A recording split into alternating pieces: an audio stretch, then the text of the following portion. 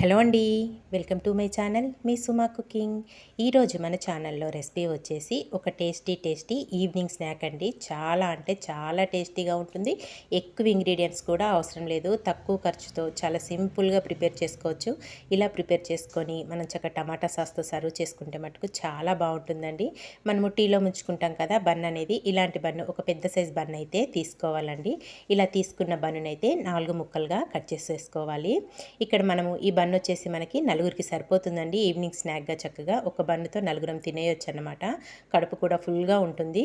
ఇక్కడ మనం తీసుకున్న ఈ పెద్ద బన్ అనేది 4 ముక్కలుగా కత్తిరితో ఇలా కట్ చేసేసుకోండి. చూసారు కదా, ఈ విధంగా కట్ చేసేసుకోవాలి. ఇక్కడ నేను తీసుకున్నది 4 పీసుల్లాగా అయితే ఇలా కట్ చేసేసుకొని ఇంకా దీన్ని ఇప్పుడు పక్కన పెట్టేసుకుందాము. చాలా సింపుల్గా ప్రిపేర్ చేసుకోవచ్చండి. టేస్ట్ మటుకు చాలా బాగుంటుంది. ఇంక ఇప్పుడు ఒక ఖాళీ బౌల్ తీసుకొని దాంట్లోకి ఒక చిన్న కప్పు వరకు శనగపిండి వేసుకోండి. ఎక్కువగా అవసరం లేదు, లైట్గా కోటింగ్ ఉంటే సరిపోతుంది మనకి. ఇక్కడ ఒక చిన్న కప్పు వరకు శనగపిండి వేసుకున్నాక దీంట్లోకి సన్నగా కట్ చేసుకున్న ఉల్లిపాయ ముక్కలు, అలాగే ఒక 2 పచ్చిమిర్చిని చిన్న చిన్న ముక్కలుగా కట్ చేసుకొని వేసేసుకోండి. ఒక పావు టీ స్పూన్ వరకు పసుపు, ఒక హాఫ్ టీ స్పూన్ వచ్చేసి అల్లం వెల్లుల్లి పేస్ట్ కూడా వేసేసుకోవాలి. ఒక పావు టీ స్పూన్ కారం అనేది పిల్లలు తినేదాన్ని బట్టి వేసుకోండి. ఇంకొచ్చేసి రుచికి సరిపడినంత సాల్ట్ కూడా వేసేసుకోవాలి. ఒక పావు టీ స్పూన్ వరకు గరం మసాలా వేసుకోండి. ఇందులోనే సన్నగా కట్ చేసుకున్న కరివేపాకు కూడా వేసేసుకోవాలి. కొద్దిగా జీలకర్ర పొడి వేసుకోండి. టేస్ట్ ఫ్లేవర్ రెండు బాగుంటాయి మనకి.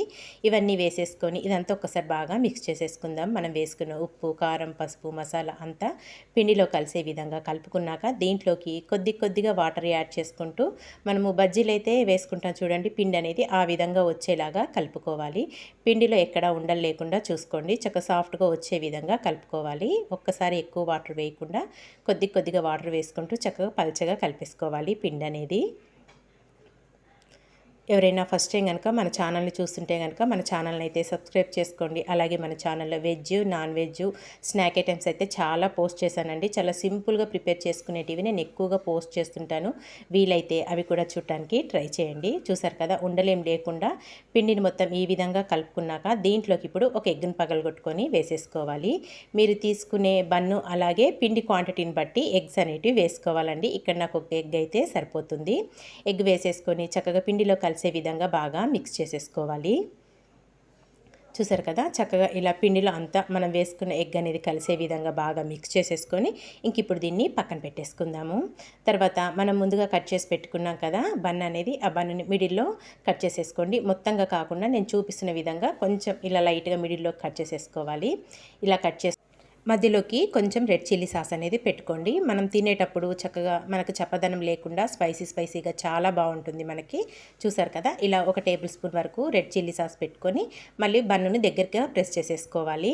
మనం కట్ చేసుకున్న ఈ బన్నులన్నింటికి కూడా అలాగే మిడిల్లోకి చక్కగా రెడ్ చిల్లీ సాస్ అనేది పెట్టేసుకోవాలి. టేస్ట్ మటుకు భలే ఉంటుందండి. పిల్లలైనా పెద్దవాళ్ళైనా చాలా ఇష్టంగా తింటారు. బయట వర్షం పడుతున్నప్పుడు ఇలా వేడిగా చేసి పెట్టాము అంటే వద్దు అనకుండా తినేస్తారండి, అంత రుచిగా ఉంటాయి. ఇక్కడ మొత్తం నేను కట్ చేసి పెట్టుకున్న వాటి అన్నింటికి కూడా ఇలా రెడ్ చిల్లీ సాస్ పెట్టుకొని ప్రెస్ చేసేసుకోవాలి.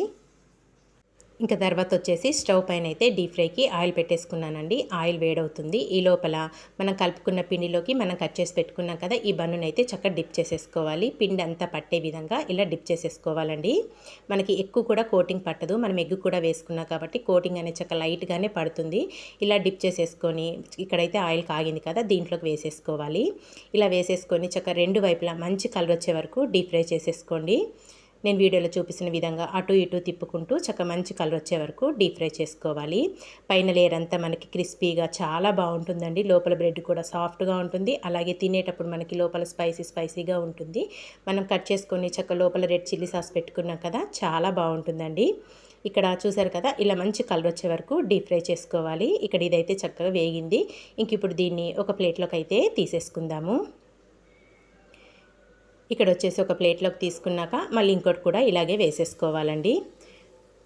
అన్నీ ఇలాగే చక్కగా వేసుకొని రెండు వైపులా మంచి కలర్ వచ్చే వరకు డీప్ ఫ్రై చేసేసుకొని ఒక ప్లేట్లోకి తీసేసుకోవడమే. చాలా సింపుల్గా ప్రిపేర్ చేసుకోవచ్చండి. ఎక్కువ టైం కూడా అస్సలు పట్టదు మనకి. ఇక్కడ అన్నీ ఇలాగే ప్రిపేర్ చేసుకొని ఒక ప్లేట్లోకి అయితే తీసుకుంటున్నాను. ఇక్కడ నేను అన్నిటినీ వేయించేసుకున్నానండి. చక్కగా డీప్ ఫ్రై చేసేసుకొని ఒక ప్లేట్లోకి అయితే సర్వ్ చేసేసుకుందాము. చూస్తుంటేనే నోరు ఊరిపోతుంది కదండి. చాలా అంటే చాలా టేస్టీగా ఉంటుంది. కేవలం ఒక బన్నుతోని చక్కగా నలుగురం తినేయొచ్చండి ఈవినింగ్ స్నాక్ అయితే. ఇక్కడ అన్నింటిని ఒక ప్లేట్లోకి పెట్టేసుకొని చక్కగా టమాటా సాస్తో కనుక సర్వ్ చేసుకుంటే సూపర్ టేస్టీగా ఉంటుందండి. మరి ఈ వీడియో మీకు నచ్చిందా? నచ్చితే మీరు కూడా తప్పకుండా ఒకసారి ట్రై చేయండి. ట్రై చేశాక ఈ రెసిపీ అనేది ఎలా వచ్చిందో ఒక చిన్న కామెంట్ చేయండి ఫ్రెండ్స్. ఇక్కడైతే ఒక బ్రెడ్ బడ్ అనేది నేను కట్ చేసి చూపిస్తున్నాను చూడండి. చూడటానికి ఎంత కలర్ఫుల్గా ఉందో, టేస్ట్ కూడా మరి అంతే బాగుంటుందండి. కేవలం ఒక బన్నుతోని చాలా సింపుల్గా ప్రిపేర్ చేసేసుకున్నాం కదా ఈవినింగ్ స్నాక్ అనేది. మరి ఈ రెసిపీ మీకు నచ్చిందా? నచ్చితే తప్పకుండా ట్రై చేయండి. ట్రై చేసాక ఎలా వచ్చిందో కామెంట్ చేయండి ఫ్రెండ్స్. ఇలాంటి మంచి మంచి వీడియోస్ కోసం వెంటనే మన ఛానల్ని సబ్స్క్రైబ్ చేసుకోండి. వీడియో నచ్చితే మీ ఫ్రెండ్స్కి, రిలేటివ్స్ కూడా షేర్ చేసేయండి. వేడి వేడిగా ఇలా వేసుకోండి. చక్కగా టమాటా సాస్తో సర్వ్ చేసుకుంటే చాలా బాగుంటుందండి. Thank you for watching friends. Bye bye.